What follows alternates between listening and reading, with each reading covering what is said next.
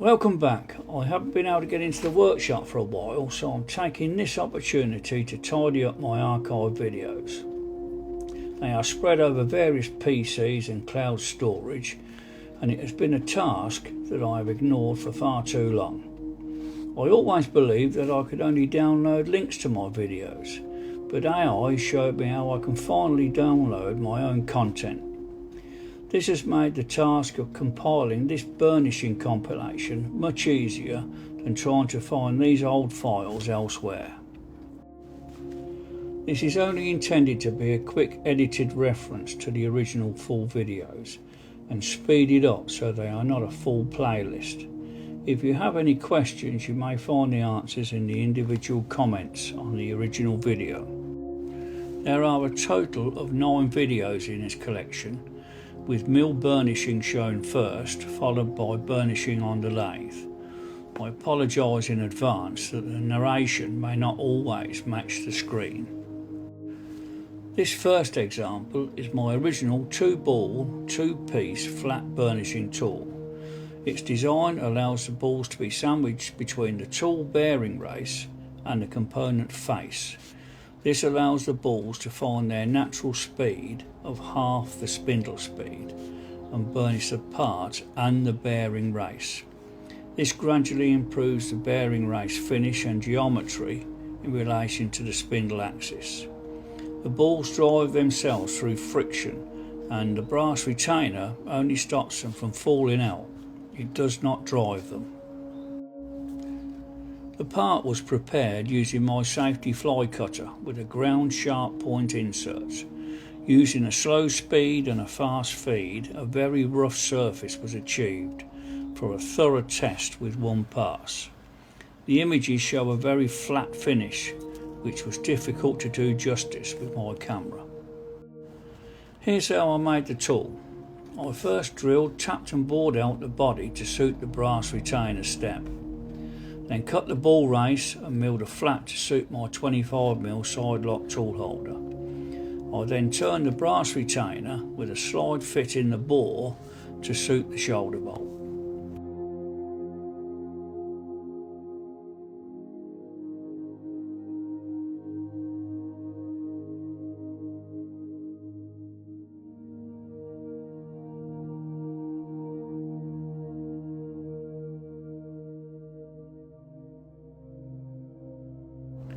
The important dimension I needed was the pocket depth for the balls to give the correct protrusion and clearance from the bottom of the body. I decided to use a good spot drill for the 90° angle. To get the depth correct, I used my countersink setting gauge on top of my tool presetter. This gives me the theoretical sharp point of the spot drill because I don't have a sharp corner. I tested the depth in the sacrificial plate and then drilled the 2 pockets.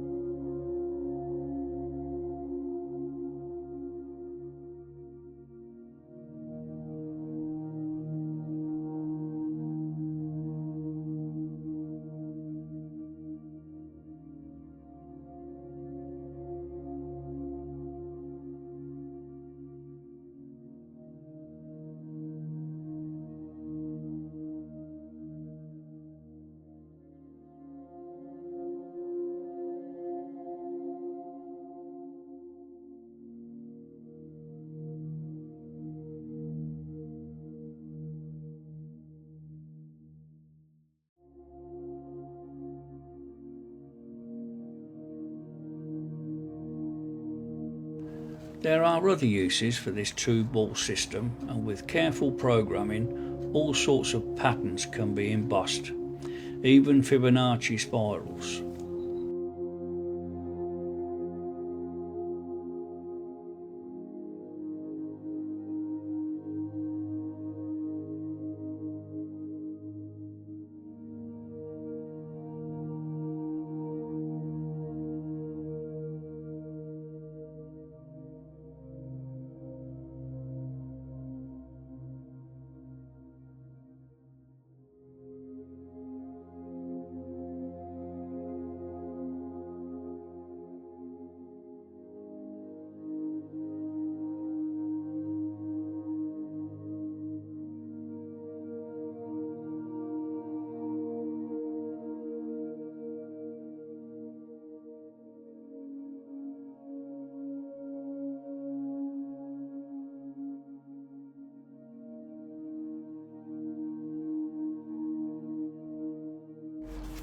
Next up is a simple single ball burnishing tool for patterns and areas. First I burnish 4 square areas to an almost mirror finish. Then the tool is set to emboss a diamond pattern on a mild steel block. But before that I will explain the making of this simple tool.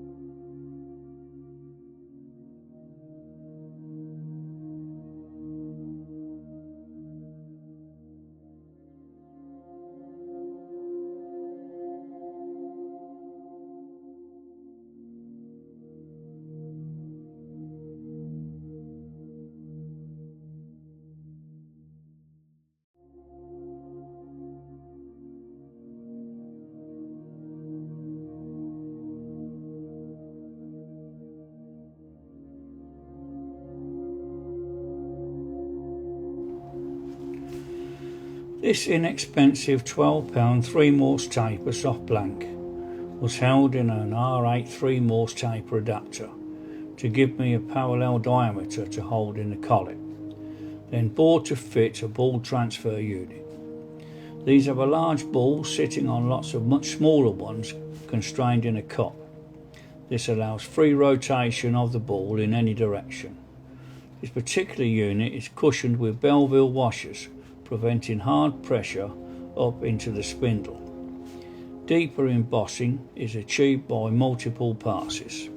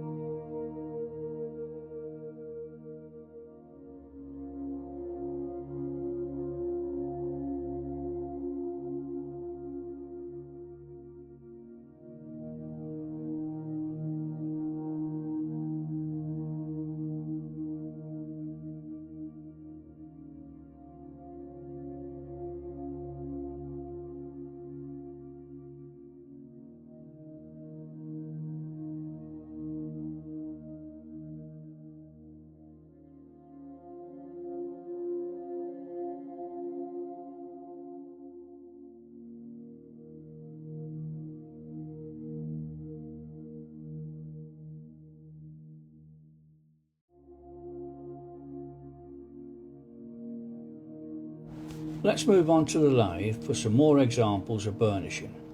Starting with a single ball set at 45 degrees. Again, it is resting on a cup of small balls but without any springs. This configuration allows any angle or radius to be burnished in the same pass. This candlestick has right and left hand tapered multi-start thread patterns.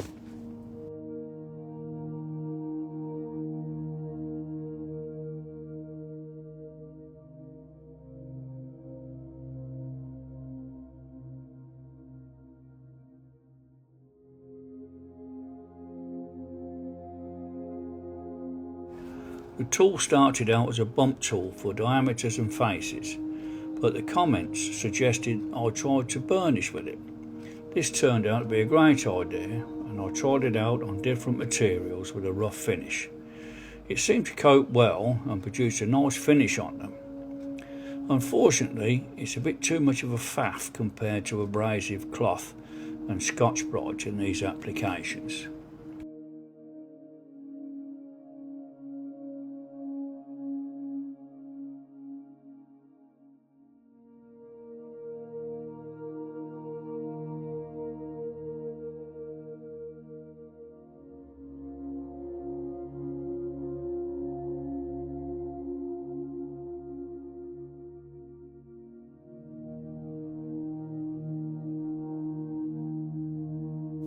Here it is truing up a shaft diameter and the face of a ring. An indicator with a pivoting spigot makes checking a breeze, requiring no extra contraptions to hold it.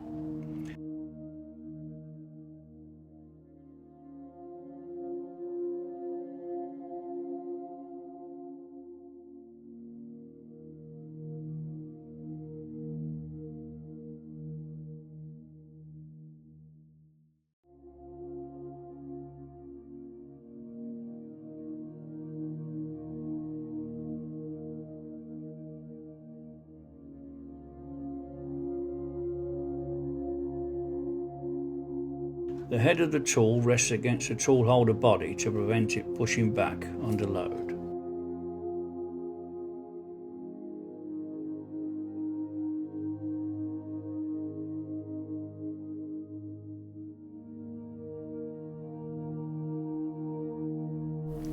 I decided to see if the burnishing performance could be increased using two self-aligning balls that are offset by 50 microns. I first made the pivoting head and deliberately left the original square profile on the sacrificial thickness for reference in my V-block. Knowing the V-block width enabled me to easily find the ball pocket positions. The brass pivot pin and tool holder were made and all assembled along with the ball transfer units. The camera focus did not show the finish well, but it was as good as a single ball unit. Some advantages may be that the part does not have to run perfectly true or the tool precisely on centre.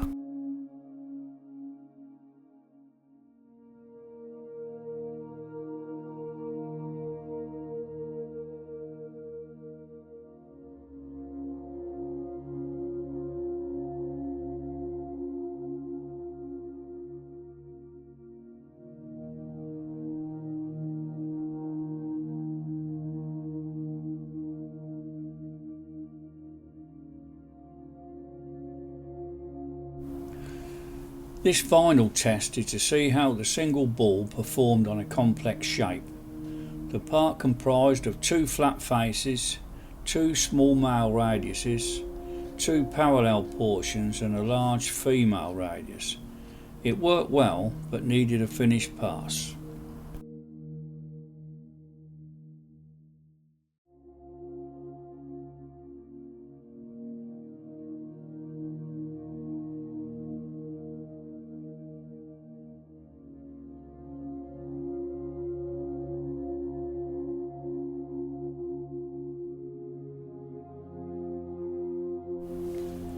Please see the description below for the links to the full videos. Thanks for watching.